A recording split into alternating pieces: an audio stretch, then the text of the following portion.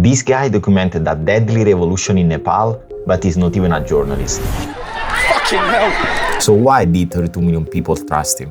Not because he was first, not because he was better, but because he accidentally discovered what actually creates trust online. In this video, I'm breaking down the 3 main reasons that made millions trust a random guy over billion-dollar news networks. But first, we need to understand who this guy is and what he was doing there. His name is Harry, he's a British travel blogger, and he was not supposed to be in Nepal. This is me and Baby Sai. We've been on the road for the last year, heading from Thailand to the UK. But when the India-Pakistan border shut down, he got stuck. I was itching to get the hell out of India. 5 months somewhere you never even wanted to go in the first place isn't exactly the most ideal thing in the world. And after 5 months of waiting, he gave up and rode to Nepal. On September 9th, he was averaging a few thousand views per video. But then this happened. The whole building is burned through!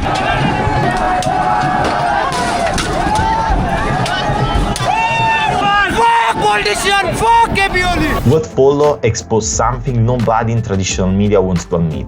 Harry was completely unprepared. He had no security, no plan, and no training. He was everything a journalist shouldn't be.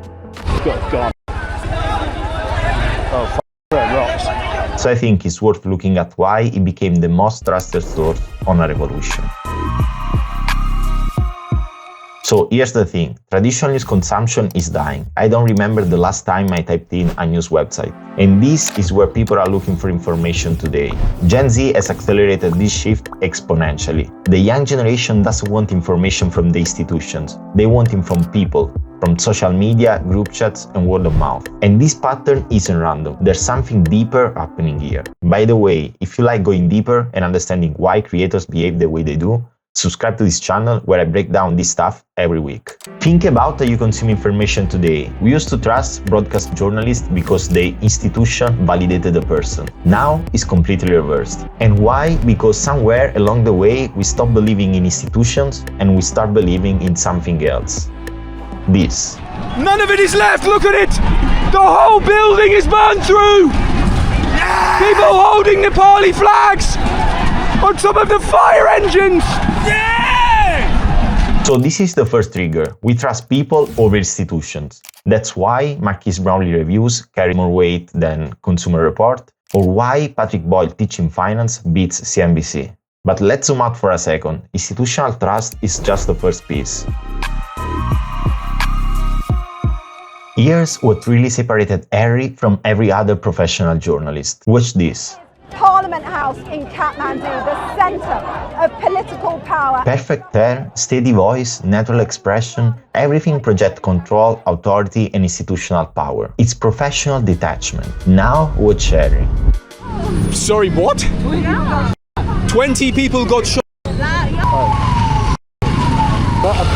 Everything about journalist training says this is wrong.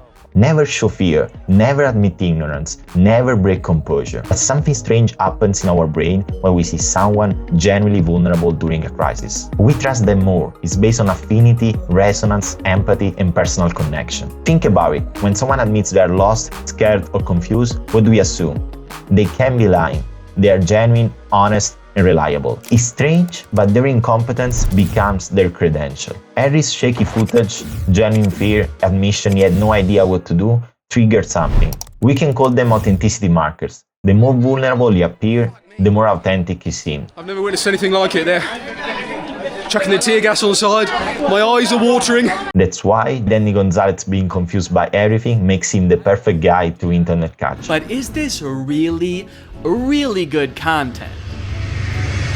I do not know. And why I have no idea what I'm doing has become the most powerful credibility statement online. That's the second trigger, vulnerability as authority. Meanwhile, traditional media tell you this. Never show weakness, keep your distance, stick to the script, hide your emotions, never say, I don't know. This is terrible advice. But vulnerability alone wasn't enough. There was one more element, and it breaks every professional rule. When we watch any traditional news report on the ground, we already know what's coming. There's the establishing shot, the reporter's introduction, the background context, the expert commentary, and back to the studio. We have seen this formula 10,000 times, and our brains zone out like an ad we can skip. Try this. Repeat the same word over and over and over. In the end, it has no meaning, no power. But Harry's footage has something different.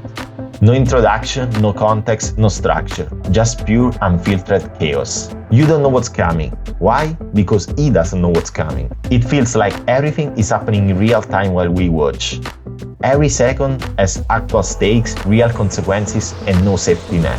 Stay away from cliché, that's the principle. Remember authenticity markers? Guess what's another one?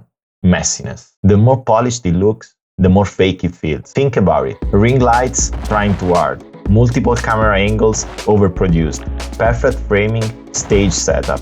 And Harry's footage, handheld camera, windblown audio, running mid-sentence, those aren't flaws, they are features. The chaos is the credibility. Now, I'm not saying throw away your camera and film everything on your broken phone.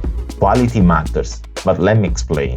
Sometimes production value becomes a wall between you and your audience. Every layer of polish becomes a layer of distance, and every professional choice might be pushing people away. The question is not how good can I make this look, it's what level of production serves my message. Harry wasn't trying to be authentic. He wasn't making strategic choices about production value. He was just trying to show people what was happening from the inside in the only way he could. And that's exactly the point. Authenticity can't be fabricated. The moment you try to fake messiness, people know. You can't script reality. Now we can put it all together. Here's what Harry showed us. First, we don't trust institutions, we trust people. And that's why individual creators beat billion-dollar media companies every day. Second, vulnerability beats authority. The more human you appear, the more credible you become. Your flaws aren't weaknesses, they are trust markers. Third, you can't script authenticity. The moment you try to manufacture realness, it dies. Chaos and messiness can be faked. Harry didn't set out to change journalism, but by breaking every rule traditional media swears by, he has proven once again something crucial. Everything about how we create, how we consume, and how we trust has completely changed. And if you're a creator trying to navigate this shift, or you are just curious about how great content actually works, check out this video I recently made where I break down how an old Hollywood formula still shapes today's best content.